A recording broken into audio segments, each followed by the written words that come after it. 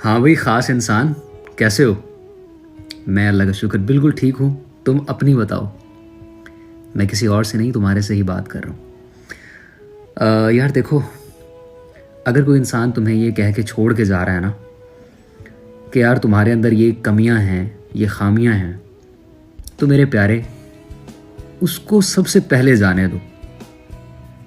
जिसने तुम्हें मोहब्बत करनी है, जो तुम्हारा होगा ना, उसको तुम्हारे अंदर की खामियों से, तुम्हारे अंदर की कमियों से कोई फ़र्क नहीं पड़ेगा।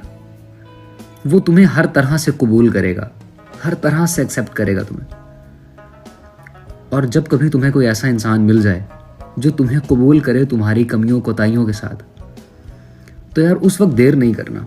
उस इंसान को पकड़ लेना, जकड़ लेना, उसको जाने ना देना कहीं भी यार।